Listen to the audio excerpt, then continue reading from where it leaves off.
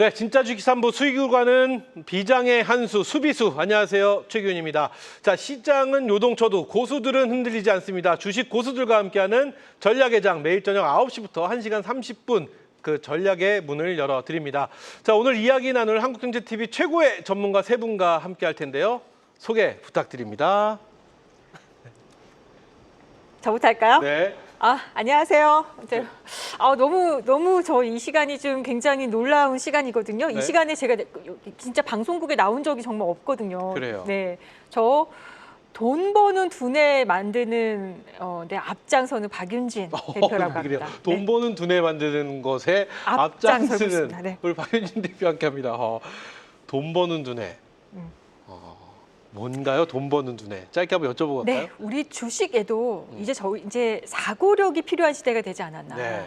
그래서 사고력 프로그램을 지금 제가 만들고 있습니다. 오, 사고력. 네, AI가 내일- 쫓아올 수 없는 네, 쪽이네요. 내일부터 시작인데요. 여러분들 꼭 많은 참여 부탁드리겠습니다. 내일 밤 11시 네.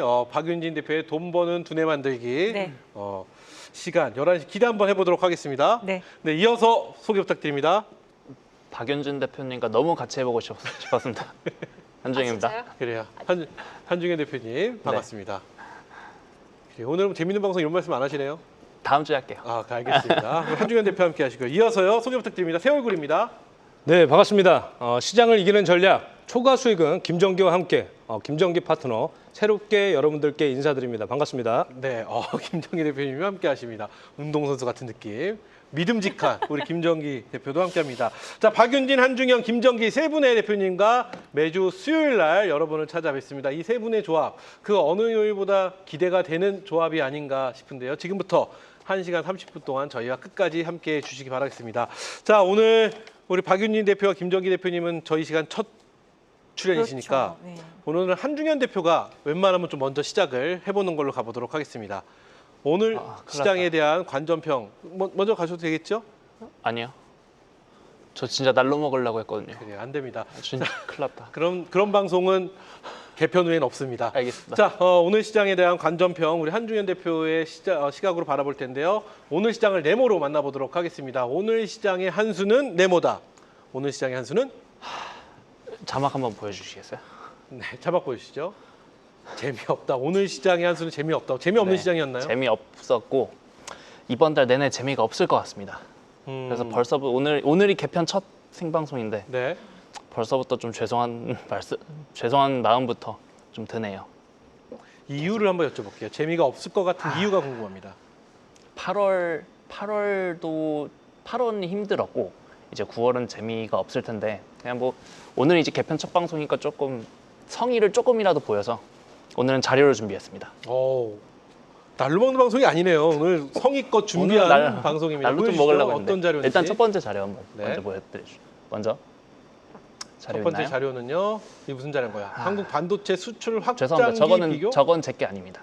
이거 아니라고 합니다. 네. 이건가요? 저겁니다. 네. 저게 2000년 이제- 이후 코스피 월간 평균 수익률. 네, 골드만삭스에서 발간한 리포트인데요. 이거 어제 현상준 대표가 보여줬어요. 똑같이 하셨어요? 네. 야, 똑같은. 저게 8, 큰일 났다. 9월이죠? 네, 빨간색. 네. 큰일 났다, 설명해 주시죠. 진짜. 네. 이렇게 또 날로 먹네요.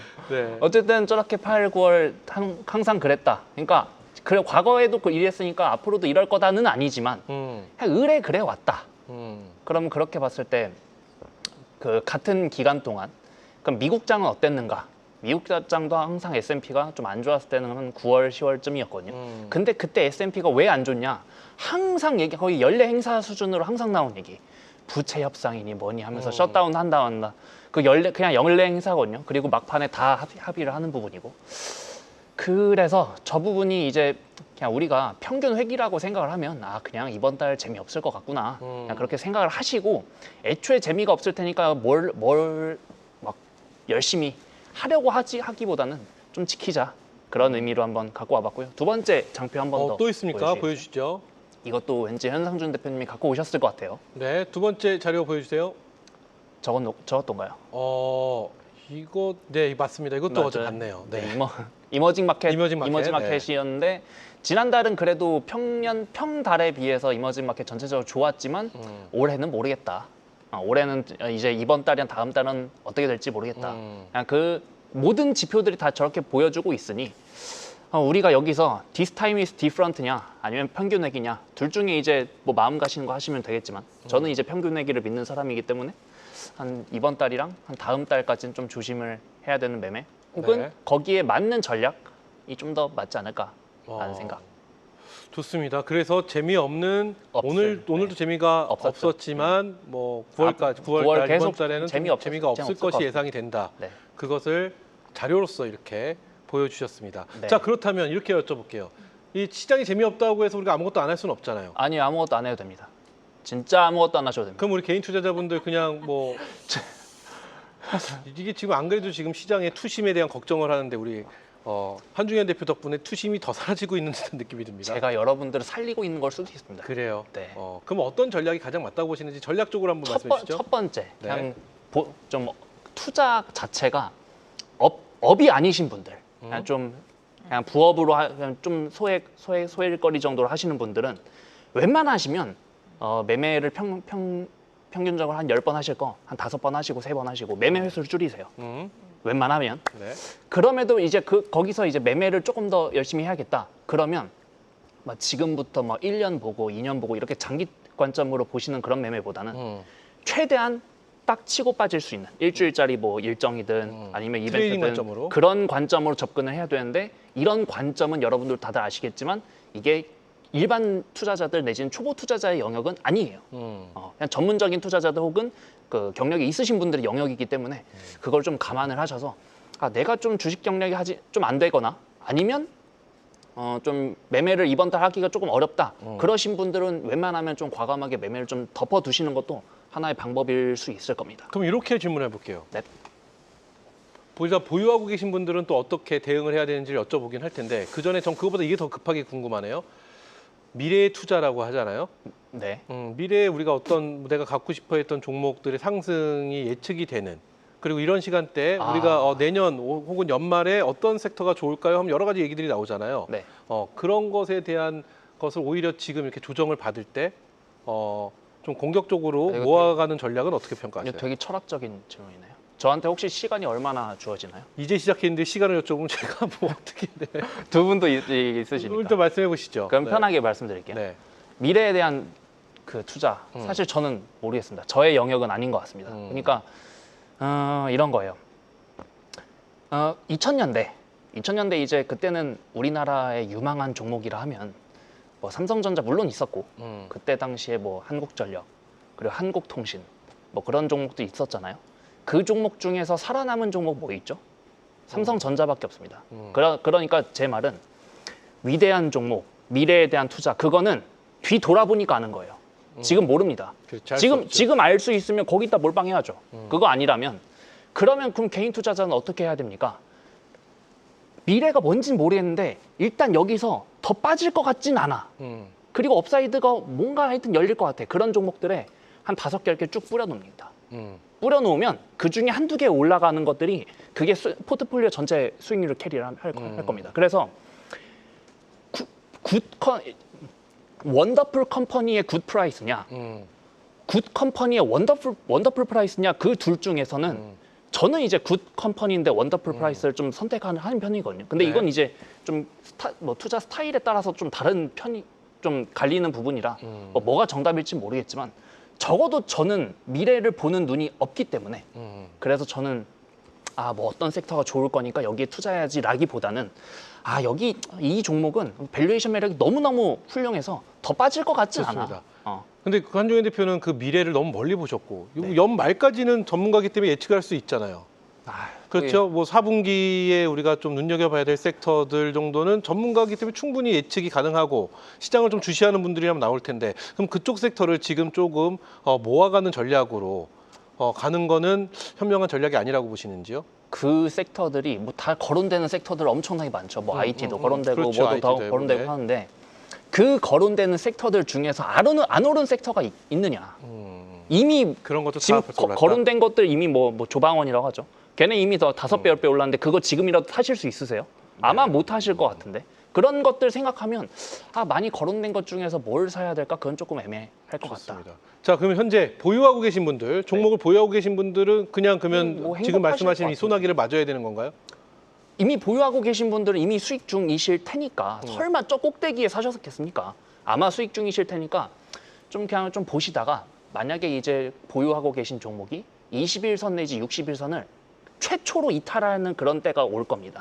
그때는 비중 한번 크게 줄이시고 좀 그렇게 가보시는 전략? 추가 좋습니다. 매수나 그런 건 하지 마시고. 좋습니다. 일단 한중현 대표의 개인적인 의견을 개인적으로 한번 저희가 만나봤으니까 또 다른 분의 의견은 다를 수 있습니다. 저희는 다양한 의견을 들어보는 걸 좋아하는 프로그램이다. 이렇게 말씀을 드리면서 자, 그럼 김정기 대표부터 가볼까요? 김정기 대표가 바라보는 오늘 시장의 한 수는 네모다. 오늘 시장의 한 수는 오늘 시장의 한 수는 우려 속 기회의 구간이다라고 말씀을 드릴 수 있을 것 같습니다. 우려 속 기회의 구간이다. 네, 방금 한중현 대표님께서 아주 좋은 말씀을 해주셨어요. 근데 한중현 대표의 이야기와 정반대의 의견일 것 같다는 생각이 확 드네요. 그러길 바랍니다. 정반대지만 맥락은 비슷합니다. 그런데 네. 한 가지 제가 평균 회계에 대해서 말씀을 드리자면 이거는 제가 준비한 내용은 아닌데 첫 번째 금리 인하 이후에 네. 직후에 보통 시장은 보편적으로 3, 4개월간 강세를 나타냈습니다. 2000년대 이후에 한국 시장을 과거 데이터를 백테스트를 해보시면 여러분들이 명확하게 알고 계실 겁니다. 알게 되시게 될 겁니다. 그래서 한 3, 4개월 정도 강세를 나타내다가 항상 대외 변수로 인한 단기 폭락이 오는 경우가 많았습니다. 네. 그래서 평균적으로 2000년 이후에 네다섯 번의 금리 인하 직후에 그런 흐름이 나타났다는 것을 다시 한번 제가 말씀을 드리고요. 최근 우리 시장의 힘든 이슈에 대해서 다시 한번 말씀을 드리면 바로 반도체와 관련된 이슈 때문입니다.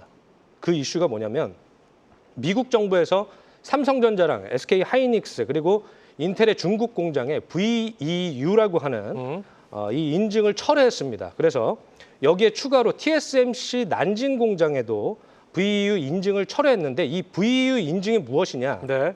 바로 원래는 미국산 반도체 장비를 허가 없이 중국에 반입이 가능했습니다. 이제는 121거래일간 유예를 했지만 결국에는 품목별 허가를 받고 나서 이제 반입을 해야 된다라는 이슈인데 이게 왜 문제가 되냐면요. 네.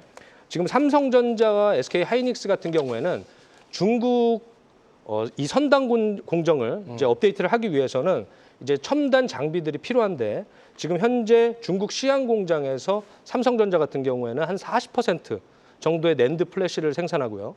SK 하이닉스 같은 경우에는 D램 전체의 한 40% 정도를 중국에서 생산을 합니다. 우시 공장에서 생산을 하는데 이 두 개 업체가 글로벌 메모리의 핵심 거점이죠. 네. 그렇기 때문에 지금 AI 데이터 센터 그리고 AI 반도체 그리고 여기에 스마트폰 수요 때문에 결국에는 빅테크에서 이 메모리 수요를 원하는 것이거든요. 공급처이기 때문에 네, 네. 그런 측면에서 본다면 우리가 이런 9월의 단기 조정 국면에서 한국 시장을 다시 한번 바텀 피싱 할 수 있는 그런 여건으로 활용을 해볼 수 있지 않을까 이런 관점을 좀 말씀드리고 그래요.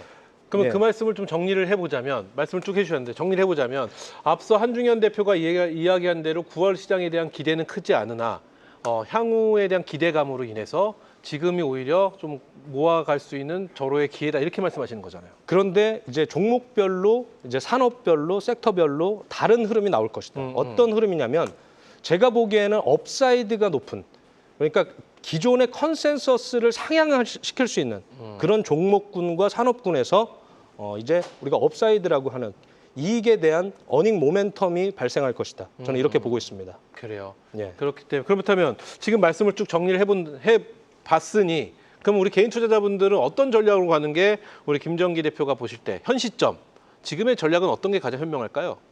지금 일단 9월 5일에 고용보고서가 발표됩니다. 네. 그러면 이제 첫 번째 고용보고서를 이제 보게 될 텐데 PC는 우리 생각 예상치에 부합하는 흐름이 나왔는데 지금 이런 반도체 이슈 때문에 시장이 덜컹했죠. 그럼 이런 관점에서 저점에서 매수세가 들어오는 외국인 수급이 있습니다. 그러면 지금 같은 이런 변곡 구간에서는 메이저의 수급을 좀 따라서 운용을 하는 그런 전략이 저는 초과 수익을 만들어내는데 확실히 큰 도움이 될 것이다 라고 말씀을 드릴 수 있을 것 같습니다. 좀 오히려 좀 모아가는 전략으로 저점에서 업사이드가 높은 산업과 종목군을 모아가는 전략으로. 예. 목석 가리기가 분명 필요하겠네요. 그렇죠? 분명히 필요합니다. 그런 부분에 대한 자세한 이야기는 잠시 후에 계속해서 저희가 이야기 들어보도록 하겠고요. 자, 이제 박윤진 대표의 오늘 시장 총평을 들어보도록 하겠습니다. 오늘 시장의 한 수는 네모다. 박윤진 대표가 바라본 오늘 시장은 이기는 편, 우리 편이다. 이기는 편, 우리 편. 아니 저는 네. 제가 순서를 이미 알고서 온 건 아니고요. 네. 기가 막히게 어떻게 한중현 대표님하고 그렇죠. 김 대표님하고 그 둘 중에 한 명을 얘기하는 것 같아가지고 그게 아닌데 네. 나는 오늘 여러분들에게 꼭 이야기하고 싶었던 게 누가 이기고 누가 지는 그림이냐. 저는 오늘 제가 가지고 있는 제가 이제 자체 개발한 변곡기라고 있는데 그 변곡기가 시장의 상승과 하락을 이렇게 신호를 주는데 네, 네. 걔가 오늘따라요 인버스 갔다 레버리지 갔다 인버스 갔다 왔다 레버리지 갔다 왔다 했나요? 갔다 합니다. 네.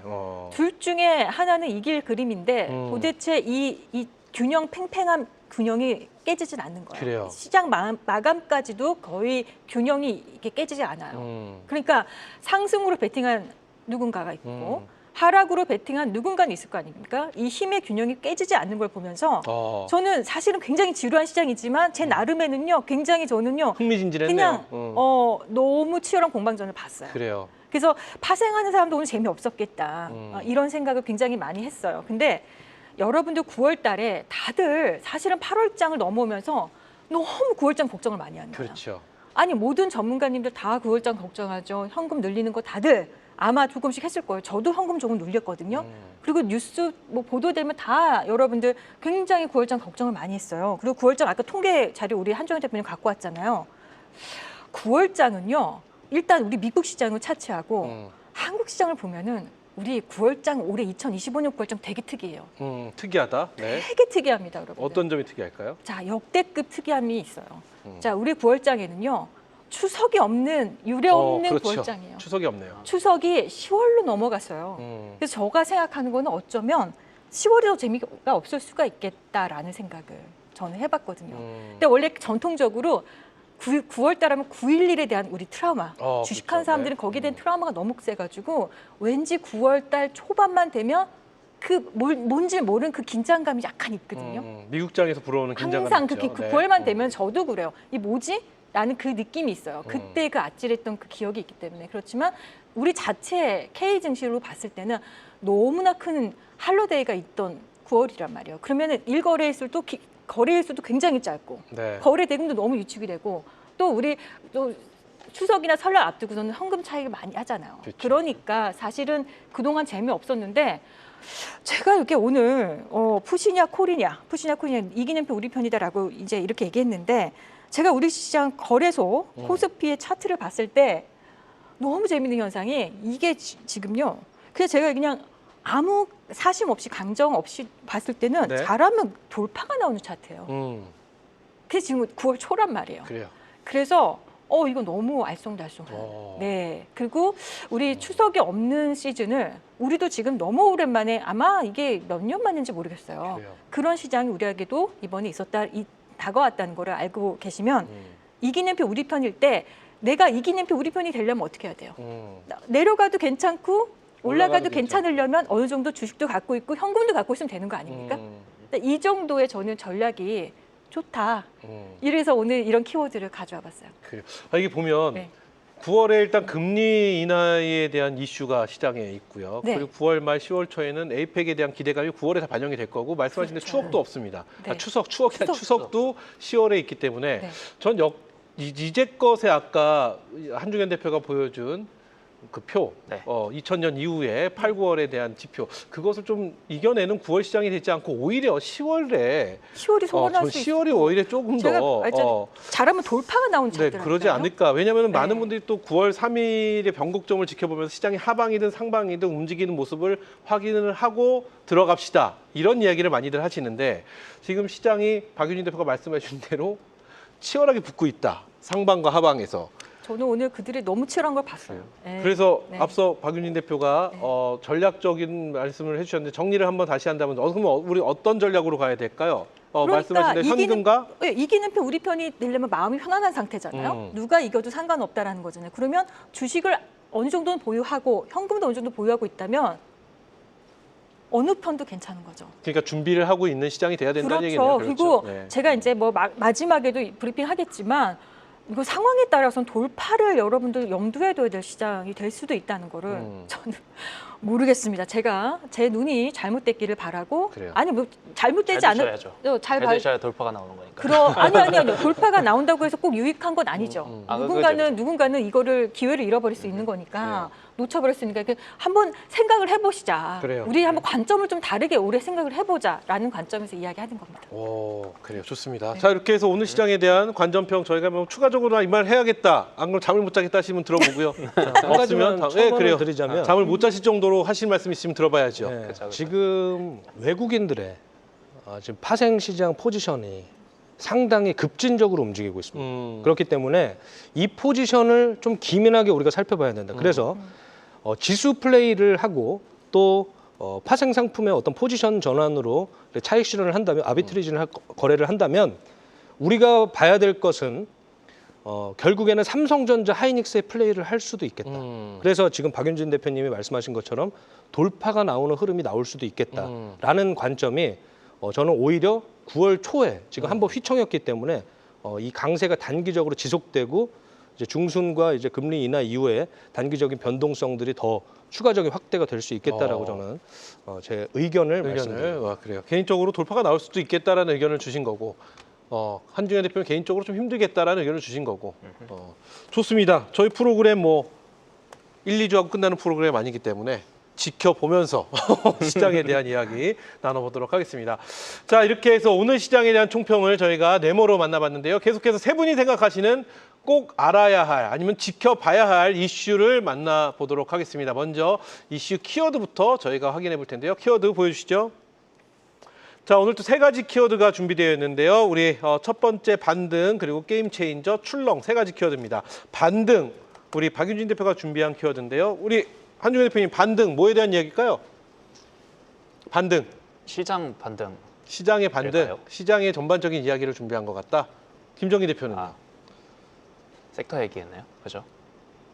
그래요. 이 생방송입니다. 주무시면 안 돼요.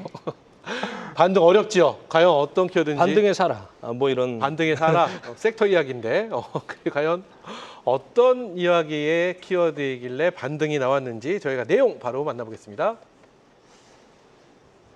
반등의 흐름이 뚜렷해지고 있는 시장이 있습니다. 바로 MLCC 시장인데요. MLCC는 전자기기의 전기 저장과 안정적인 공급을 책임지는 핵심 부품입니다. 최근 AI 서버와 전기차 시장이 커지면서 고용량 MLCC 수요가 급증하고 있습니다. 이런 상황에 최근 관련 기업들의 주가가 급등세를 보였고요. 오늘 삼성전기는 신고가를 기록하기도 했습니다. 증권가에서는 MLCC 공급 부족 현상이 내년까지 지속되면서 수급 상황이 더욱 타이트해질 것으로 보고 있고요. 또 시장이 공급자 중심으로 재편될 것이라는 전망도 내놨습니다. 자, 업황 개선 기대감이 커진 MLCC 시장, 이제 진짜 본격적인 상승 사이클에 접어든 걸까요? 오늘의 첫 번째 키워드, 반등에 대한 섹터는 MLCC입니다. 네, 첫 번째 이슈 섹터는 MLCC, 우리 박윤진 대표가 준비해 주셨습니다. MLCC에 대한 반등의 기대감이 크다라는 브리핑을 도와줬는데요. 과연 어떤 내용인지 지금부터 만나보겠습니다. 바닥에서 네. 갑작스럽게 이렇게 거래량을 동반하면서 굉장히 세게 올라온 섹터는 우리가 좀 눈여겨봐야 되는데 사실 MLCC가 눈에 띄지 않는 거는 우리 시장 안에 MLCC라고 하는 종목이 사실 많지는 않아요. 대표적으로 삼성전기와 사마콘덴서 정도 그렇죠. 이고 나머지는 사실 뭐 관련이 돼 있지만 그렇게 부각되지는 않아서 우리 눈에 잘 띄지는 않습니다. 그런데 그럼에도 불구하고 이 MLCC라는 게 너무 중요하다는 거예요. 이제 세상에서 기기들이 점점 작아지고 빠르고 똑똑해지면서 안정적으로 공급을 받아야 공급이 필수인데 MLCC는 그걸 가능하게 해주는 어떤 그런 존재잖아요.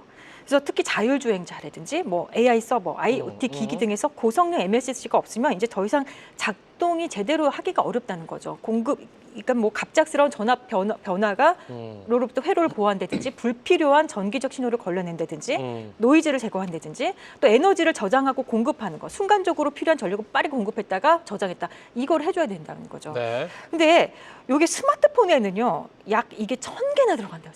너무나 많이 들어가죠. 그러네, 몰랐습니다. 정말 많은 깨알 같은 것들이 1000개나 들어가고 이런 게 비하인드인데. 예, 그렇죠? 전기차에는요 10,000개에서 15,000개가 들어간대요. 그러니까 그리고 5G 기지국에는요 16,000개 이상이 들어간다고요. 그러면은 이거 지금 가속화, AI 가속화 세상에 왔는데 이게 얼마나 많은 이제 수요가 폭발하겠습니까? 그래서 그렇겠네요. 지금부터는 이거를 봐야 되는 어떤 지금 시점에 왔다라는 생각이 되거든요. 그래서 이제 지금도 보는데 특히 이제 삼성전기의 컴포넌트 사업부가 상반기에 non IT, 그러니까 IT가 아닌 non IT 매출 비중이 50% 수준에 이르렀는데 2026년에는요 non IT 부분 매출이 이걸 추월할 거로 예상이 된대요. 네. 그래서 이런 업황 전망에 사마콘대서 뭐 여러분들 뭐 삼성전기 코칩이라는 회사도 있고 네온테크 뭐 삼성전기 아바텍 이런 회사들 있는데 그냥 제가 생각하기에는요 여러분들이 좀 매매하기도 조금 사이즈 괜찮고 그래요. 그러기에는 사마콘덴서하고 삼성전기면 충분하지 않을까. 다른 종목들은 위치적으로도 괜찮다 보신다는 거죠? 지금 삼성전기는요 상당히 많이 올랐어요. 차트 한번 볼까요? 네, 삼성전기 한번 여러분들 볼까요? 네. 이거 보세요. 삼성전기 차트예요 이게. 지금. 오, 많이 올랐네. 꽤 많이 신고가 우리도 모르는 아닌가요, 사이에 이게? 지금 올랐어요. 뭐 신고 네, 아니 신고가를 오늘 만들었어요. 오늘 만들었어요? 연내 신고가를 만들었고 지금 이 상태로 지금 연내 아. 신고가잖아요. 신고가 만들었고 연내 신고가. 예, 네. 2025년 그리고 사마콘덴서가 오늘 거래량을 막대한 거래량을 동반하면서 오늘 이렇게 올라왔죠. 그러니까 이쪽에서 서버 수요에 대한 어떤 이 MLCC 공급 수요는 이제 굉장히 이제부터 이제 늘어나나 보다. 그러면 이제 이쪽에 개화가 돼서 이제 큰 사이클이 시작되는 것이 아닌가. 그래요. 지금부터 눈여겨봐야 될 어떤 섹터가 아닐까라는 생각이 들고요. 오늘 외국인 기관들도요. 적지 않게 이 섹터에 좀 들어왔다라고 보는데 그래요. 섹터 자체가 워낙 크지 않아요. 그래서 사실 눈에 많이 안 띄지만 오늘 이거는 여러분들이 꼭 잡아드려야 되겠다 해서 오늘은 이 섹터를 가져왔습니다. 그래요. 설득력 있었습니다. 오랫동안 우리 기억에서 살짝 잊혀졌다라는 느낌이 들 정도로 우리가 외면했던 MLCC가 고개를 확 드는 모습을 명확하게 보여줬기 때문에 좀 눈여겨볼 필요가 있는 내 마음속의 섹터다 해서 MLCC 말씀해 주셨는데요. 자, 박윤진 대표 MLCC 우리 한중현, 김정기 대표는 어떻게 생각하고 계시는지 앞에 있는 OX8을 들어주시고요. MLCC 이거 뭔가 수상하다. 이거 좀 눈여겨볼 필요가 있다라는 의견이시면 O. MLCC 아직은 뭐 아니다. X 가겠습니다. 하나, 둘, 셋. 두 분 다 O. 짧게 그럼 한중현 대표부터 어떤 의견이신지 짧게 한번 들어볼게요. 예의상인가요? 이게 시원하게 안 드셨어요 지금? 머뭇머뭇하셨어요? 중현 대표님 그냥 하시던 대로 해도 돼요. 그냥 평소대로 하셔도 됩니다. 그래도 그래도 그래요. MLCC가 하필 또 이제 우리 9월 1일 월요일이었죠. 월요일 날 8월에 전체 수출 데이터가 나오는 날이었거든요. 네네. 그때 이제 역시나 이번 달에도 그냥 8월 달에도 볼만한 수출 품목은 없었는데 그 없었던 와중에 가장 눈에 띄었던 품목이 하필 또 MLCC 품목이긴 했거든요. 네네. 그래서 이거 좀 볼만하겠다 싶었는데 어제랑 오늘 좀 뉴스가 나오면서 관련주들이 올랐습니다만 다만 이제 조금 걱정이라고 해야 되나요? 네. 삼성전기가 많이 올랐습니다. 많이 올랐어요. 많이 올라서 이제 조만간 역사적 신고가를 경신을 할 수도 있어 보여요. 근데 지금 이제 아마 삼성전기가 뭐 이변이 없다면 올해 대략 한 8천억 정도 벌어들일 겁니다. 그리고 지금 시가총액이 한 13조쯤 되니까 대략 한 멀티플이 16배거든요. 근데 이제 삼성전기가 그럼 평소에 그 평년 때 이제 멀티플이 한 어느 정도에서 머물렀냐? 보통 10배 초반에서 머물렀다는 거죠. 네. 그러니까 지금이 이미 여기가 올라와서 멀티플이 좀 상단이란 그 부분. 그리고 여기서 이제 이 정도 올라왔는데 그러면 사실 그 MLCC라는 이 아이템을 모르시는 분들은 없으실 거예요. 그리고 MLCC 아이템이 AI 데이터 센터에 엄청나게 많이 들어간다는 그 씀은 그것 몰랐던 사람도 없었을 텐데 그렇죠. 왜 하필 지금 저게 또 회자가 돼서 지금 올라가느냐에 대한 좀 궁금증도 있긴 합니다. 그래서 많이 올랐고 밸류에이션 매력도 엄청나게 큰 건 아니지만 그래도 좋습니다. 그럼 그 궁금증에 대해서 혹시 알고 계신 게 있으실까요? 저도 모르겠습니다. 그러면 이렇게 여쭤볼게요. 말씀하신 대로 삼성전기는 많이 올라서 역사적 신고가를 갈아치울 수도 있는 위치에서 부담이 될 수도 있다. 동의합니다. 네. 여기 너무 고점에 들어가서 발목 잡히는 거 아니냐 하시는 분도 분명히 그렇죠. 계실 수도 있습니다. 네. 근데 삼화전기는 그렇지 않잖아요.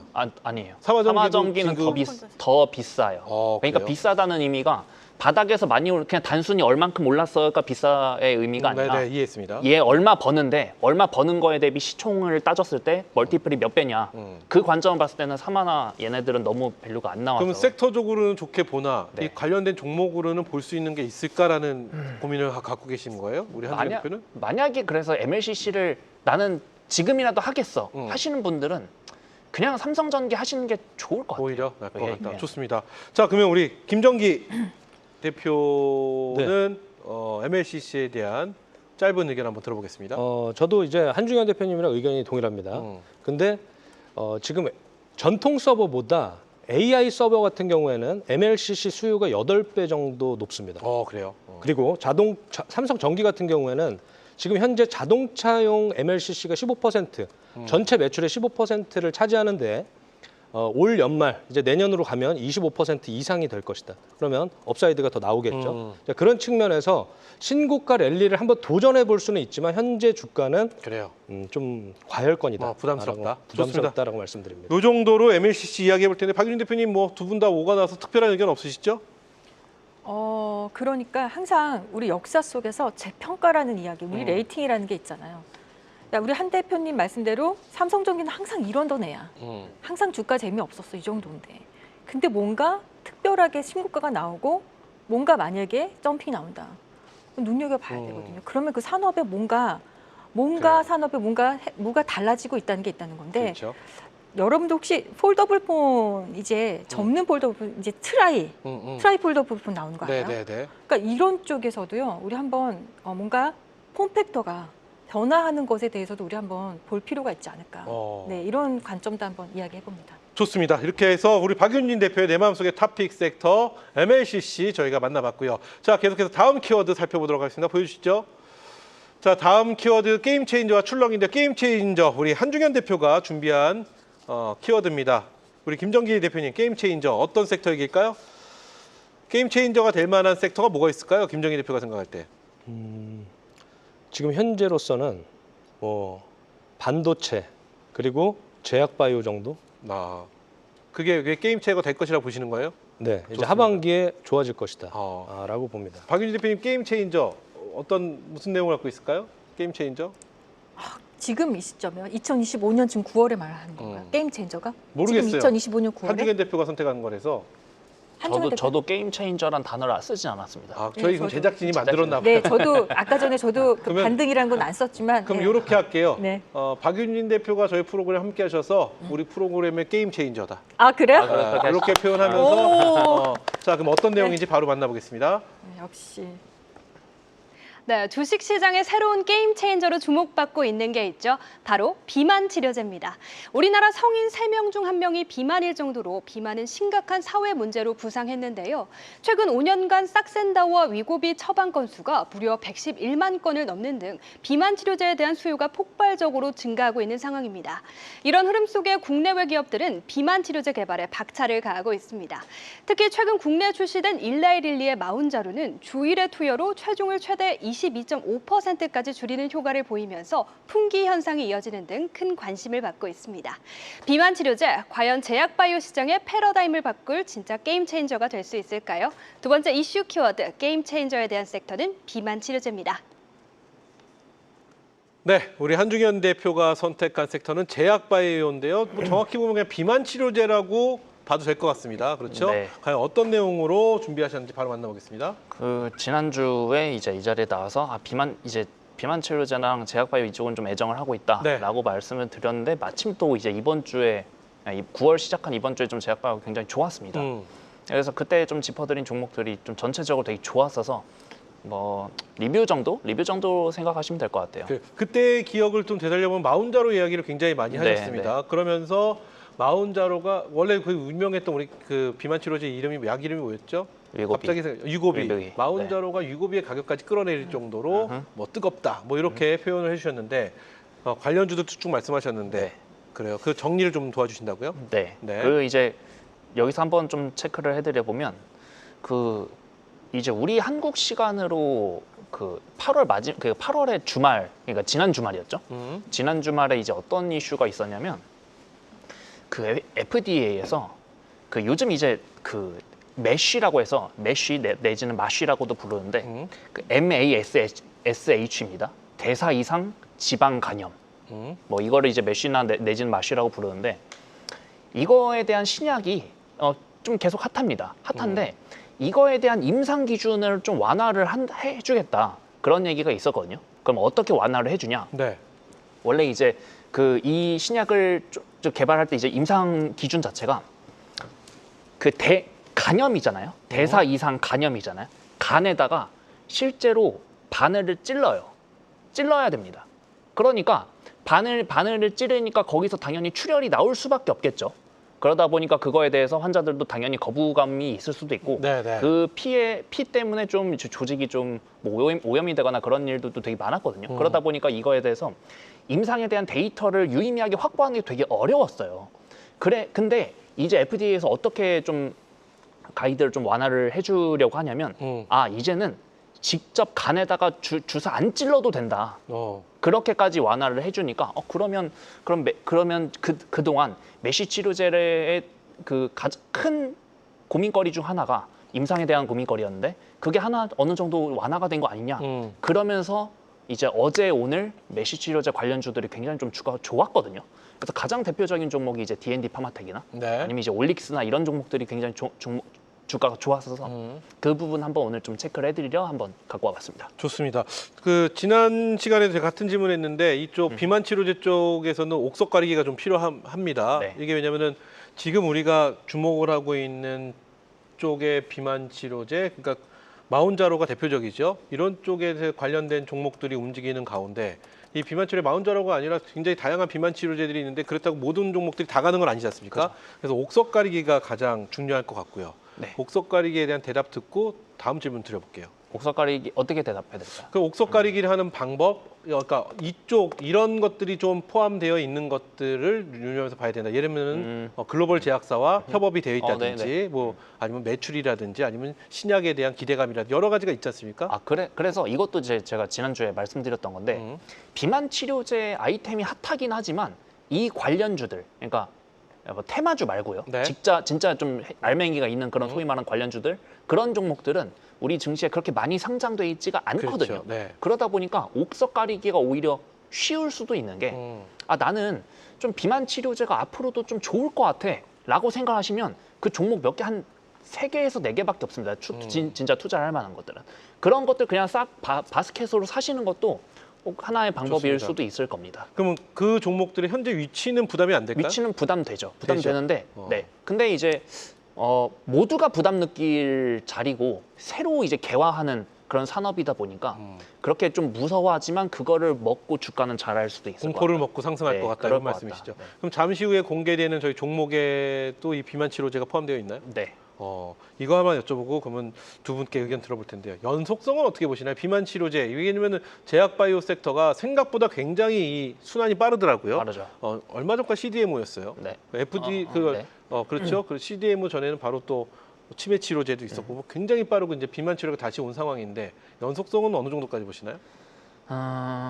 이거를 그냥 하루 이틀 트레이딩 하시려거든 접근 안 하셨으면 좋겠어요. 좀 길게 진짜 보여주십니까? 길게 보시는 분들. 그래서 가장 대표적인 올릭스라는 회사가 있는데 이 회사도 여름에 고생 되게 많이 했습니다. 네. 많이 했다가 어제 오늘 주가가 이렇게 뽑았는데 참 주식이라는 게 좀 그런 것 같아요. 그러니까 1년 12달이면 11달 횡보하고 마지막 한 달에 모든 상승률 다 뽑아내는 것 같은데 그거에 가장 극단적인 양태를 보이는 섹터가 제약 바이오인 것 같습니다. 그렇죠. 진짜 기다림이 정말 긴데 마지막 한 달, 마지막 한 주 그 상승으로 그동안의 기다림 한 방에 보상받는. 채팅창에 바이오 성공 하늘의 별 따기. 그렇죠. 뭐 이런 글이 근데 저 그렇죠. 충분히 맞아요. 충분히 공감합니다. 저도 이게 공감합니다. 제약 바이오 한번 잘못 발목 잡히면 그럼요. 와, 이 고생이란 고생 수렁처럼 빠져 들어가는 그런 느낌이 있긴 한데 어쨌든 그만큼 신중하게 옥석 잘 가리시고 갔으면 좋겠다는 의견으로 마무리 질 텐데요. 자, 그러면은 한중현 대표의 제약 바이오인데 비만 치료제로 가겠습니다. 비만 치료제 섹터 두 분의 의견. 비만 치료제 지금 이거 봐야 된다. 괜찮다. 아니다. 이거 지금 잡기에는 너무 많이 올라와 있고 좀 지금 좀 부담되지 않겠느냐? 아니다. X로 가겠습니다. 하나, 둘, 셋. 굉장히 슬로우로 들어주셨어요. 뭔가 고민이 많으시죠, 김정희 대표님. 예, 일단은 비만 치료제는 이벤트 드리븐이 확실하게 있습니다. 어떤 이벤트 드리븐이 있냐? 9월 15일에서 19일까지 EASD라고 하는 유럽 당뇨병 학회가 있습니다. 네. 그리고 헬름홀츠라고 해서 독일에서 당뇨병 컨퍼런스가 있고요. 또 23일에 9월 23일에는 세계 비만 포럼이 있고 29일부터 10월 1일까지 아까 말씀하신 메쉬 대사 이상 지방 간염에 대한 개발 서밋이 있습니다. 그런 측면에서 조금 선제적으로 주가가 또 시장에 반영되고 있다. 그러면 그 다음이 무엇이냐라는 관점을 본다면 오가노이드나 혹은 10월에 이제 종양학 학회가 있기 때문에 그런 관점에서 이제 표적 항암제들 네네. 또 관심 있게 좀 볼 필요가 있겠다라고 말씀드립니다. 좋습니다. 자, 박윤희 대표는 비만 치료제 동의한다는 의견을 들어주셨는데 어떤 내용인지 궁금합니다. 짧게 들어볼게요. 저도 아까 지금 그 학회 이야기를 하려고 했거든요. 역시 그 당뇨를 원래 치료하는 그 펩타이드 계열 네. 그 약물이 원래 당뇨를 치료하기 위해서 만든 건데 의외로 비만에 굉장히 효과적이어서 비만 치료제로 쓰이는 거 아니겠습니까? 근데 그래서 이제 당뇨병 학회가 딱 한다 그러면은 비만까지 같이 봐야 되는 그래요? 비만 치료까지 같이 봐야 됩니다. 근데 그걸 지금 앞두고 있기 때문에 조금 더 모멘텀은 조금 더 진행될 수 있겠다. 또 하필이면 9월 달에 이루어지기 때문에 9월 중순에 있는 걸로 아는데요. 그렇다면 조금 더 볼 수 있겠다. 이렇게 좀 보고 있습니다. 좋습니다. 이렇게 해서 우리 한중현 대표의 내 마음속의 섹터 비만 치료제, 제약바이오 중에서 비만 치료제를 저희가 살펴봤습니다. 자, 계속해서 우리 김정기 대표가 선택한 묘수 섹터를 살펴볼 텐데 그 전에 키워드부터 만나보겠습니다. 보여주시죠. 김정기 대표의 키워드는 출렁입니다. 출렁.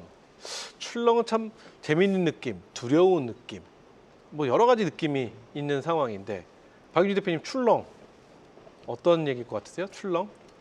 뭐가 출렁할 것 역시 같아요? 변동성 이야기하는 거 아니에요? 변동성. 네. 변동성이 심했던 섹터에 관한 이야기가 아니겠느냐? 그런 섹터가 뭐가 있을까요? 한중현 대표의 출렁은 어떤 느낌일까요? 저도 같은 생각입니다. 이 좋은 느낌은 아니죠. 그래요? 키워드 저희 키워드 좀 조정을 할 필요가 있을 것 같아요. 재미가 없어요. 키워드를 좀 더 재밌게 한번 뽑아보도록 하면서 자, 그럼 출렁에 관련된 이슈는 무엇이 있는지 바로 만나보도록 하겠습니다. 반도체 업계가 크게 출렁이고 있습니다. 두 가지 악재가 한꺼번에 덮쳤기 때문인데요. 먼저 중국의 알리바바가 엔비디아의 쿠바 플랫폼과 호환되는 AI 전용 칩을 개발 중이란 소식이 전해졌습니다. 여기에 더해 미국 상무부의 결정까지 삼성전자와 SK하이닉스의 중국 법인에 주어졌던 VEU 지위가 철회되면서 국내 반도체 업계의 불확실성이 커진 겁니다. 단기 충격은 제한적일 거란 일각의 전망도 있지만 시장은 예민하게 반응했는데요. 글로벌 반도체 시장은 AI 수요라는 메가 트렌드 속에서 성장하고 있지만 단기적으로는 이런 변수들에 따라 출렁이는 흐름이 불가피한 상황입니다. 오늘의 세 번째 키워드, 출렁의 섹터는 바로 반도체입니다. 네, 반도체. 사실 우리 시장에서 가장 중요한 섹터, 뭐 모든 섹터가 다 중요하지만 반도체를 빼놓을 수는 없습니다. 이 반도체가 좀 힘을 내줘야 되는 상황인데 일단 우리 김정기 대표 내 마음속의 섹터로 반도체를 선택하셨습니다. 어떤 내용인지 먼저 들어보겠습니다. 네, 일단 한국 시장에서 삼성전자와 하이닉스가 차지하는 비중이 15%를 넘어가고 이제 그 밖에 소부장, 밸류체인까지 포함을 한다면 30%를 넘어서는 그런 비중이 있기 때문에 한국 시장에서 반도체가 상당히 중요하다라고 다시 한번 강조를 드리고 지금 8월 수출 데이터가 151억 달러로 사상 최고치를 찍었습니다. 6월에 150억 달러로 신고가를 갱신하고 2개월 만에 다시 최대치를 갱신한 상황이고요. 일단 서버 수요가 상당히 많이 증가했고 그리고 디램 메모리 가격이 상승을 하면서 단가와 물량 모두가 증가하는 흐름이 나타나고 있다. 그래서 제가 한 가지 강조를 드리고 싶은 것은 디램 스팟 가격, 실질적으로 거래되는 가격이 한번 상승 추이를 만나게 되면 과거 20년 평균적으로 본다면 1년 반에서 한 2년 반 정도는 지속적인 상승세를 보이더라라고 말씀을 드리고 싶고요. 또 이제는 수출 데이터가 너무 좋기 때문에 피크아웃 논리가 또 생겨날 수 있습니다. 그런 관점에서 본다면 7월 상반기에 한국은행 경제 상황 평가 자료를 좀 볼 필요가 있는데 과거 클라우드 서버 상승기나 IT 혁명 그 대전환기와는 좀 다르게 실적이 동반되는 그런 상승 흐름이 시작되고 있다라고 말씀드리고 제가 아까 준비한 자료가 있는데 한번 네, 보여주시면요. 자료 한번 보겠습니다. 네, 한국은행에서 제시한 HBM 매출 전망치를 좀 살펴본다면 네. 2025년에 250억 달러를 지금 전망하고 있지만 내년과 내후년에 훨씬 더 급진적인 성장을 한다라고 말씀을 드릴 수 있을 것 같고 그렇다면 9월 조정 국면에서 오히려 모아가는 그런 전략이 저는 유효할 것이다라고 말씀을 드릴 수 있을 것 같습니다. 좋습니다. 이렇게 해서 반도체 관련된 의견을 주셨는데 일단 이렇게 좀 들어볼게요. 반도체 이쪽 섹터만큼 다양한 업종을 이쪽 업종만큼 다양한 섹터를 보유하고 있는 것도 없습니다. 그렇죠? 그럼 여기서 조금 더 깊이 들어가서 우리 김정기 대표는 이 반도체 전반적인 쪽에서 어느 쪽을 보고 계시는 걸까요? 지금 아까 제가 준비한 자료를 한 가지 안 보여주셨는데 네. HBM 전망치를 한번 보신다면 네, HM 전망치 자료가 또 있나요? 자료가 있습니다. 네, 보여주시죠. 자, 25년 데이터를 보시면 250억 달러인데 26년과 27년에 이렇게 급진적으로 추가적인 상승이 예상된다라는 점, 그런 관점에서 본다면 지금 중국에서도 알리바바 AI 칩을 생산하겠다라는 이슈가 있는데 지금 제가 한 가지만 첨언을 드리자면 AI 칩, GPU를 생산하더라도 결국에는 HBM이 필요한 상황입니다. 그래서 지금 현재 중국 CXMT에서는 2세대 HBM 정도밖에 생산할 수 있는 기술력이 안 됩니다. 그런 측면에서 바라봤을 때 우리는 지금 5세대, 6세대를 바라보고 있기 때문에 앞으로 업사이드가 충분히 남아있는 섹터, HBM 그리고 새롭게 시작되는 파운드리 쪽 우리가 좀 관심 있게 바라봐야 된다라고 말씀을 드릴 수 있을 것 같습니다. 그래요, 좋습니다. 이렇게 해서 반도체를 내 마음속의 탑픽으로 뽑아주신 김정기 대표 의견 들어봤는데요. 자, 두 분의 의견 들어보도록 하겠습니다. 자, 이번에는 좀 어떤 의견이 나올지 저도 궁금한데요. 반도체 현 시점 좀 모아가야 되는 전략이 필요하다라는 말씀을 해주셨습니다. 왜? 지금이 가장 적기니까 이렇게 좀 해석을 했는데 동의하신다면 반도체 좀 더 다른 섹터들보다 좀 더 지켜보고 나중에 좀 봐도 되지 않을까? 혹은 기타 의견은 X로 가보겠습니다. 두 분의 의견 하나, 둘, 셋. 박윤희 대표는 O, 한중현 대표는 X. 먼저 O의 의견, 박윤희 대표 의견 짧게 들어볼까요? 그러니까 김 대표님의 그 발언에 답이 있어요. 그러니까 이거를 뭐 여기서 다 찍어서 한번 다 매수하자 이게 아니에요. 네. 모아가자는 거거든요. 그렇다면 지금이 9월이란 말이에요. 그래서 올 연말도 연말이지만 내년을 바라보고 모아가자는 거라면 전 한다. 이런 표현을 하고 싶습니다. 결론은 좀 길게 본다라면 네네. 동의한다. 모아갈 수 있는 지점이 될 수 있겠다. 네. 그렇죠. 자, 우리 한중현 대표 X의 의견입니다. 어떤 내용인지 짧게 한번 들어보겠습니다. 그래서 뭘 모아야 돼요? 절 보고 왜 그러니까 말씀하시는데? 이게 종목이 너무 많아서 너무 많죠. 그래 거기 어쨌든 좋은 거 알겠는데 그래도 이제 우리는 개인 투자자니까 종목 피킹을 하면 그렇죠. 하나 콕 찍어야 된다는 거잖아요. 그러니까 뭐 한 개든 뭐 N 개든. 그럼 대체 뭘 모아야 될까에 대해서 그 시청하시는 분들이 좀 그렇죠. 쉬운 판단을 내리실 수 있을까? 좋습니다. 일단 그 종목이 무엇인지는 뭔지가 저희 잠시 후에 공개되는 종목을 보시면 될 것 같고요. 어쨌든 그 종목을 픽할 수 있는 방법, 뭐 옥석거리는 방법, 혹은 내가 보고 있는 쪽을 네. 좀 더 디테일하게 좀 깊숙이 보고 싶다 이런 말씀이시잖아요. 그렇죠. 한번 들어볼게요. 김정희 대표님. 좀 추가적인 말씀을 해주시죠. 앞서 제가 질문을 반도체는 굉장히 업종이나 섹터가 많기 때문에 좀 더 들어가서 보여야 될 필요가 있다면서 HBM 관련돼서 표를 보여주셨습니다. 그럼 결국은 HBM 관련 섹터 관련주들을 모아야 된다 이런 말씀으로 해석이 되는데 맞나요? 아니면 아니라고 해주셔도 됩니다. 맞습니다. HBM도 관심 있게 봐야 되고 파운드리에서 디자인 하우스 쪽도 관심 있게 바라봐야 되고 그럼 HBM 쪽에서는 어떤 섹터를 좀 바라봐야 되냐? 저는 후공정 테스터, 조금 잠시 후에 말씀드리겠지만 후공정 테스터를 좀 관심 있게 바라봐야 되지 않을까라고 말씀드리고 지금 결국에는 VEU 인증 철회 때문에 미국산 장비에 대한 대체 수요가 한국산 국산 장비 수요가 증가할 확률이 높습니다. 그런 측면에서 바라본다면 뭐 하반기 내년을 바라보는 측면에서 물론 그 안에서도 로테이션이 지속적으로 일어나겠지만 네.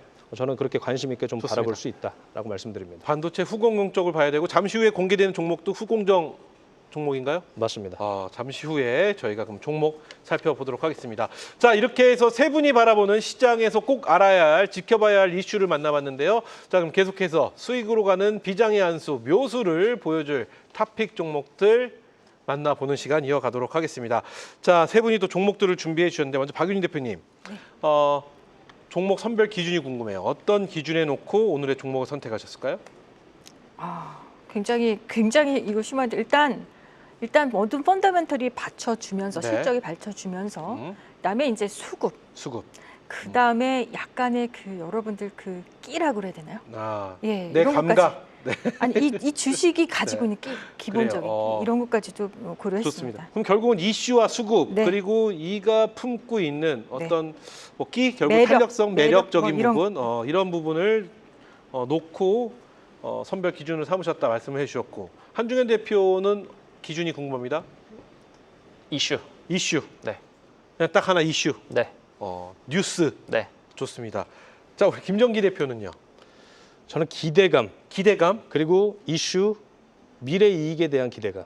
기대감. 네. 이렇게 말씀드릴 수 있을 것 같습니다. 미래 이익에 대한 기대감 그리고 이슈. 네. 미래 이익에 대한 기대감을 우리가 다른 표현을 뭘로 해야 될까요? 수급은 아닐 거고. 기대감 그냥 기대감 선반영된 기대감 수급이네요 결국은. 그렇죠. 이제 수급으로 보겠습니다. 그럼 이슈와 수급을 평가 기준으로 놓으셨다고 하는데요. 먼저 그럼 박윤진 대표의 종목부터 만나보겠습니다. 보여주시죠. 자, 말씀해 주신 대로 박윤진 대표는 선별 기준 이슈와 수급을 놓고 해줬고 이 종목의 끼를 선별 기준에 놓으셨다고 하는데요. 첫 번째 종목 공개합니다. 박윤진 대표 첫 번째 종목 현대모비스입니다. 어떤 내용일까요?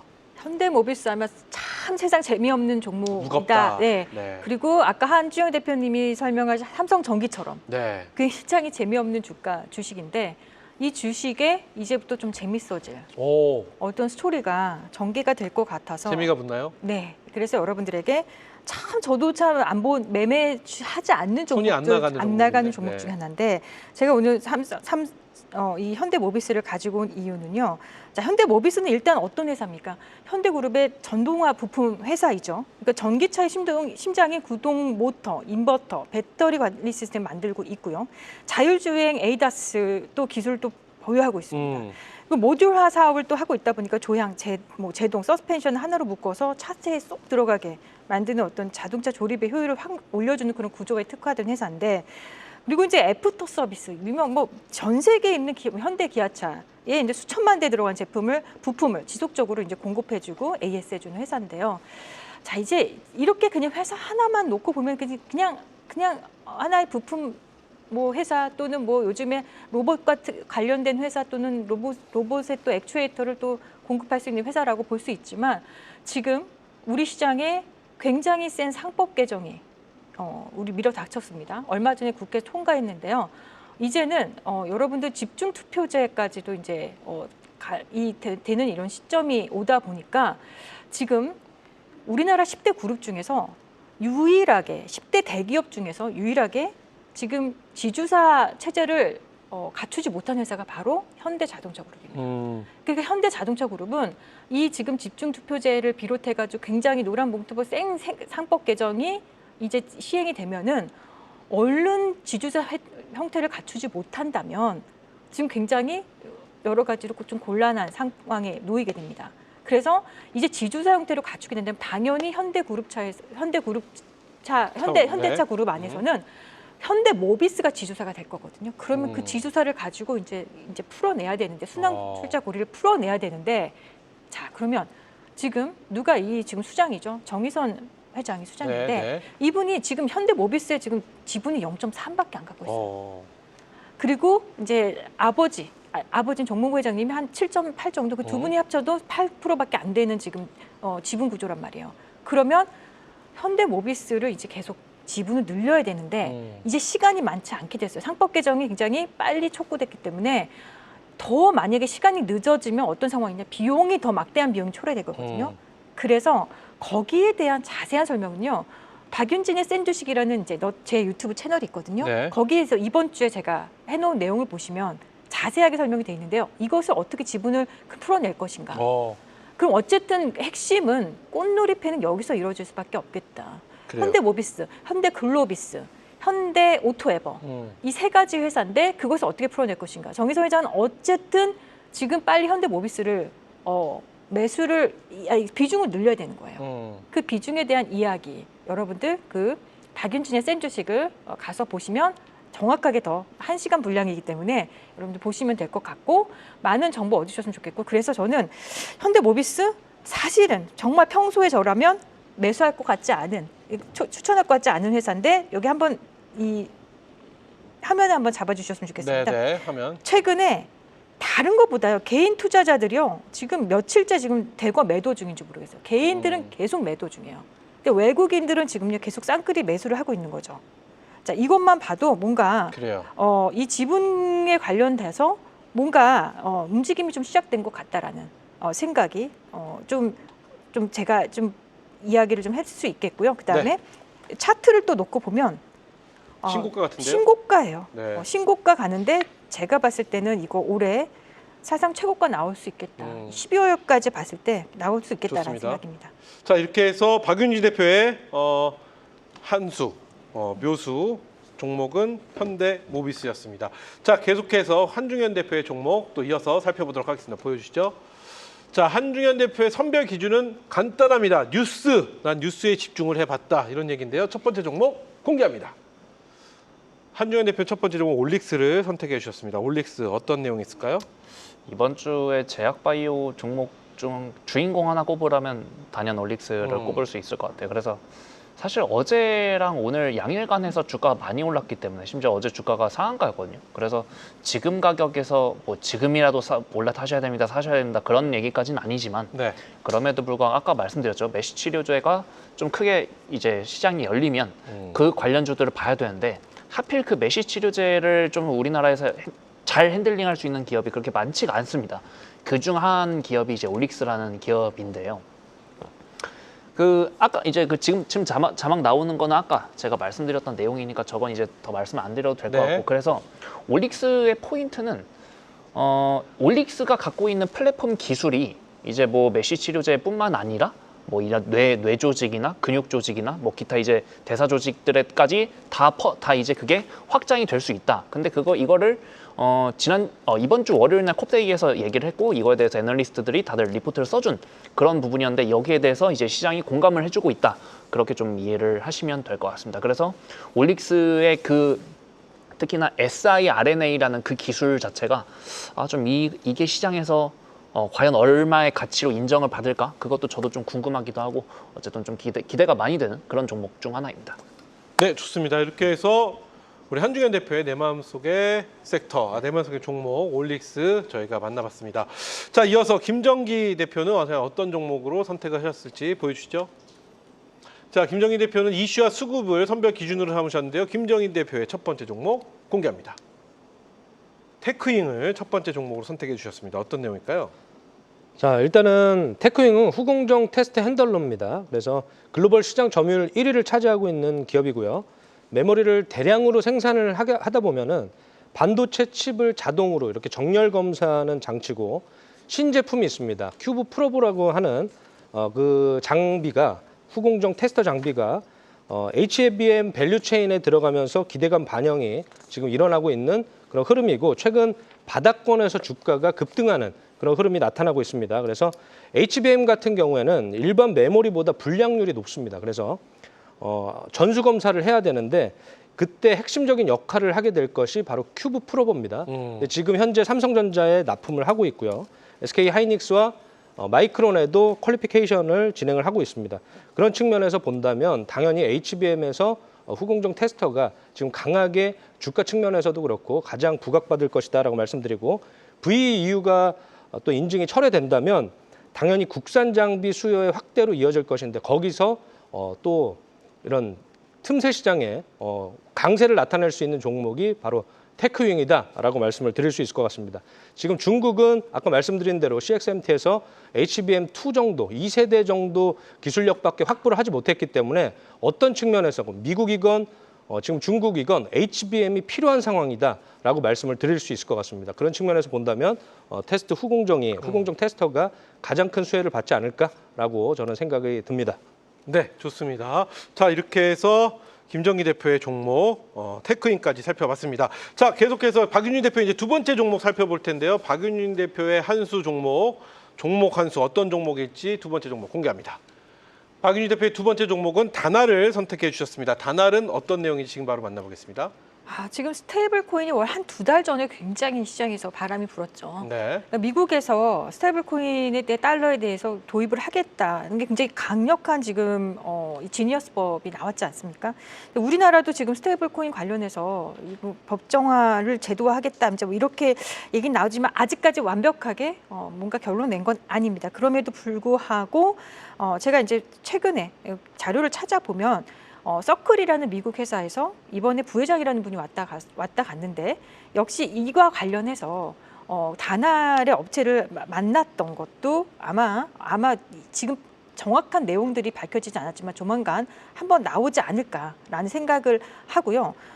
이 뜨거웠던 한 두 달 전에 어떤 그 주가가 다시 한번 상승으로 돌릴 수 있는 어떤 그런 때 가장 스테이블 코인에서 제가 바라본 여러 가지 종목들 중에 다날만큼 대장을 꼽으라 그러면 과연 딱 어떤 종목이 대장일까 보면은 여러 가지 종목이 있지만 다날이 굉장히 대장으로서의 어떤 면모를 보여주는 이런 걸로 봤을 때 괜찮다.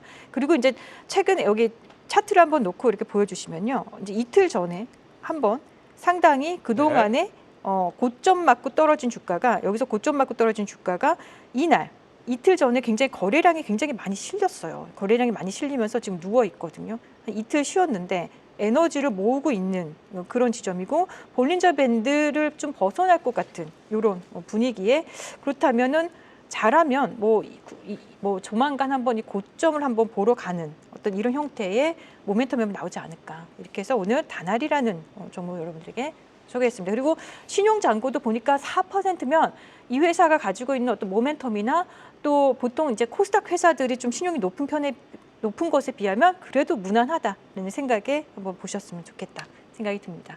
네, 좋습니다. 이렇게 해서 박윤희 대표의 두 번째 종목 다날 저희가 살펴봤고요. 자, 이어서 한중현 대표의 두 번째 종목 이어서 또 바로 만나보도록 하겠습니다. 보여주시죠. 한중현 대표의 두 번째 종목은요, G2G 바이오를 선택해 주셨네요. 어떤 내용일까요? 지난주랑 똑같은 겁니다. 그러니까 비만 치료제 쪽으로 이제 플레이가 별로 없는데 최근에 이제 시장에 들어온 뉴페이스입니다.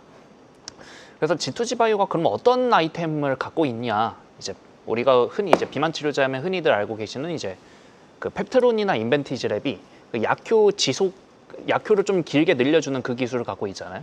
그 기술이랑 G2G 바이오 기술에 똑같아요. 다만 이제 그러면 펩트론이랑 인벤티지랩의 가장 큰 차이점은 뭐였냐면 펩트론은 이제 세대가 더 앞선 세대였다 보니까 좀 기술의 좀 난이도가 좀 떨어지고 인벤티지랩의 기술이 조금 더 높았지만 그럼에도 불구하고 펩트론이 좀 밸류를 받았던 이유는 펩트론이 이제 일라이릴리라는 아주 큰 이제 그 빅파마를 잡고 있었기 때문에 그거 덕분에 이제 좀 펩트론의 주가 많이 좋았던 거였잖아요. 마찬가지입니다. 그래서 인벤티지랩도 이제 베링거 인게라임이랑 같이 이제 파트너십을 맺고 있는데 G2G 바이오 동사 역시도 베링거 인게라임이랑 동사의 이제 그 플랫폼 기술, 뭐 이노램프라고 하는데 어쨌든 그런 플랫폼 기술을 이제 공유를 하고 있다. 그리고 이 부분에 대해서 곧 딜이 하나가 나올 것 같다. 그 기대감이 있는 와중에 이제 요즘 이제 비만 치료제 자체가 좋다 보니까 수급이 그냥 몰리는 것 같은데 다만 이제 여기서 조금 조심은 한번 좀 슬슬 해보셔야 될 거는 G2G 바이오가 이제 조만간 한 달짜리 락업이 풀리는 그 물량이 있기 때문에 그것까지는 좀 조심하시면서 좀 매매를 해보시는 게 어떨까 이렇게 한번 말씀드려보도록 하겠습니다. 좋습니다. 자, 이렇게 해서 우리 한중현 대표의 두 번째 종목까지 살펴봤고요. 이어서 김정기 대표의 두 번째 종목 바로 확인해 보겠습니다. 보여주시죠. 자, 김정기 대표의 두 번째 종목 클로봇을 선택을 해 주셨습니다. 어떤 내용일까요, 클로봇? 네, 일단 클로봇은 로봇 소프트웨어를 하는 기업입니다. 일단 정부 정책에 강한 드라이브 수혜를 받게 될 것이다 라고 말씀을 드릴 수 있을 것 같고요.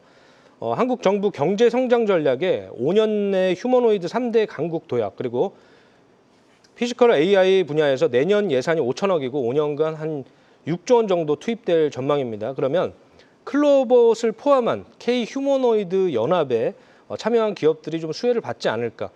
지금 이 로봇 산업은 도입기에 해당하는 산업입니다. 그렇다면 지금 현재 나오는 실적보다 미래에 대한 기대감이 큰 그런 종목들을 좀 선제적으로 담아본다면 긍정적인 흐름이 나오지 않을까라고 말씀드리고 휴머노이드 연합에 들어가 있는 그 기업들을 말씀드리면 레인보우 로보틱스, 유진 로봇, 그리고 HD 현대 로보틱스, 두산 로보틱스, 뉴로메카 같은 기업들이 참여를 합니다. 그리고 클로봇 같은 경우에는 자회사 로아스를 통해서 글로벌 로봇 하드웨어를 조달하는 유통사고요.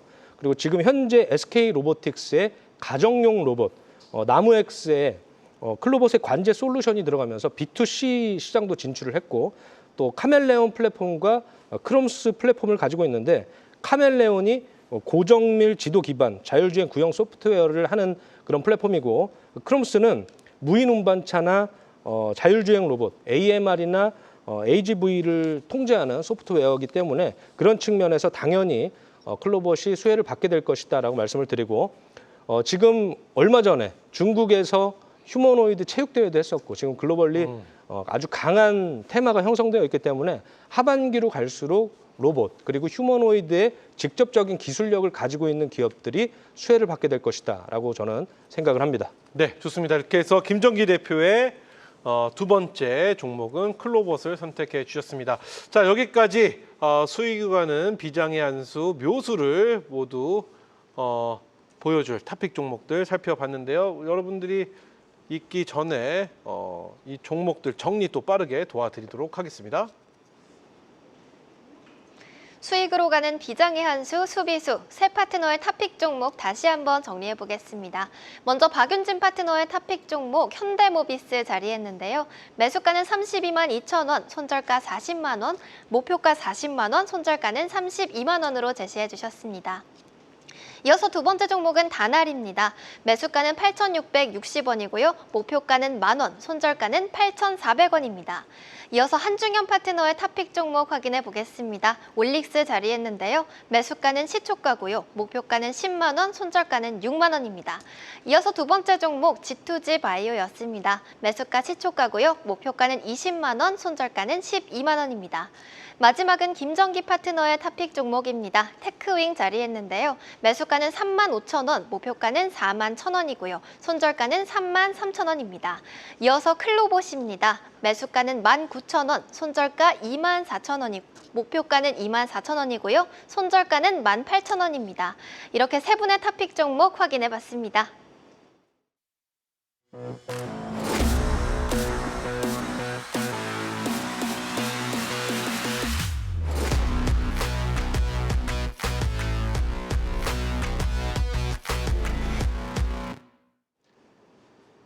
네, 진짜 주식 3부 수익으로 가는 비장의 한 수, 수비수 함께하고 계십니다. 자, 계속해서 세 분과 함께 내일 우리 시장에 대한 전망을 여쭤보도록 할 텐데요. 내일장의 한 줄평을 준비해 주셨습니다. 먼저 박윤희 대표님의 한 줄평 만나보도록 하겠습니다. 내일장의 한 줄평 어떤 평일까요? 미워도 다시 한번. 미워도 다시 한번. 내일장 밉나요? 밉다기보다는 아니면 다시 한번 사실은 쪽인가요? 지루해도 다시 한번 보자. 지루에 다시 한번 봐야 되는 장이다. 네. 왜냐하면 아까도 제가 설명드렸죠. 잘못하면 잘못이 아니라 이거 잘하면 이거 급등이 나올 수도 있는 시장. 그래요. 이상하게 지금 되어 있습니다. 그러니까 한번 미워도 다시 한번 시장을 눈 똑바로 뜨고 한번 볼만하다. 이렇게 좋습니다. 말씀드리겠습니다. 좋습니다. 자, 우리 한중현 대표 내일장의 한 수. 내일의 묘수는 뭘까요? 내일장의 한 수? 오늘과 다르지 않을걸요. 왜 이렇게 기운이 쭉쭉 빠지게. 제 이름이 기운인데 이렇게 기운이 빠지네요. 네. 죄송합니다. 오늘은 다르지 않을 것 같아서 사실 그래서 저는 내일 오전만 방송하고 오후에는 탐방 갑니다. 아, 기업 탐방. 네. 어느 쪽으로 하시나요? 업종만 말씀해 주시죠. 뷰티 쪽입니다. 뷰티. 네. 뷰티 쪽을 어떻게 보시나요? 지금 뭐 전승절 기념식에 뭐 우방국들 참여했다는 얘기가 들리고 우리나라에는 뭐라고 할까요? 갑자기 생각이 안 나죠? 그 국회의장이 생각이 안 나네요. 국회의장이 참여를 했다라는 기사가 쏟아졌는데 어떻게 전망하시나요? 이번 2분기 실적 시즌을 기점으로 이제는 딱 좀 더 해야 될 종목들이 더 압축이 된 것 같아요. 그래서 오히려 투자하기는 더 편해졌다. 그래요. 그래서 저는 그냥 내일 아예 그냥 주식 안 보고 그냥 탐방 가려고요. 저는 그냥 이런 날 공부해야죠. 그래요. 공부하는 하루가 될 것이다. 공부하는 하루. 한주평 이렇게 바꾸셨습니다. 우리 김정기 대표는 내일장의 전망 한 수 어떻게 보시나요? 높은 변동성은 시장이 주는 선물이다라고 높은 말씀을 변동성은 시장이 주는 선물이다. 예. 이거 어떤 해석이 필요할까요? 일단 9월 5일 확실한 이벤트 드리븐은 9월 5일 고용지표 그리고 9월 11일 CPI에서 단기적으로 이런 출렁임이 발생을 할 수 있다라고 저는 생각을 합니다. 네. 근데 고용 같은 경우에는 지난달이 안 좋았기 때문에 연속적인 안 좋은 흐름이 나타날 수 있습니다. 그러면 이제 다시 시장을 끌어올릴 수 있는 것은 금리 인하의 모멘텀 말고는 지금 현재는 모멘텀이 좀 부재한 시장이다라고 말씀을 드릴 수 있을 것 같고, 그렇기 때문에 단기적으로 어떤 출렁임이 발생을 했을 때는 트레이딩 관점에서 혹은 좋은 기업, 업사이드가 나오는 종목들을 모아가는 전략 유효할 것이다라고 말씀드립니다. 좋습니다. 이렇게 해서 내일장에 대한 한 수 전망을 세 분과 함께 이야기 나눠봤습니다. 저희 시간이 늘 항상 아쉽습니다. 수요일 시간 오늘 함께 해봤는데요. 자, 늘 항상 아쉬운 시간 함께 할 수 있는 방송에서 못다한 이야기가 준비되어 있는데 오늘 박윤진, 한중현, 김정기 세 분이 다 준비하셨습니다. 먼저 우리 박윤진 대표님 지금 바로 입장하시죠.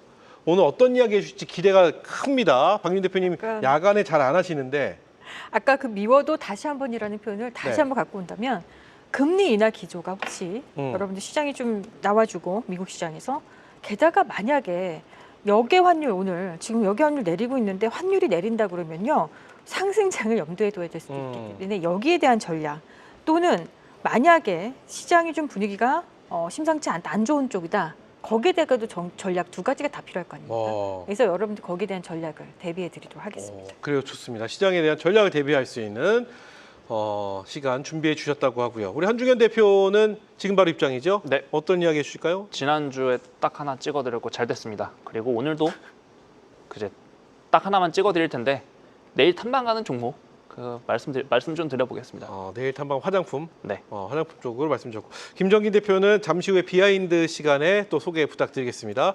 자, 우리 한중현, 박윤진, 한중현 두 분 방송에서 못한 이야기 한국경제TV 홈페이지나 진짜 주식 홈페이지에 입장하시면 되겠습니다. 지금 바로 입장해 주시면 됩니다.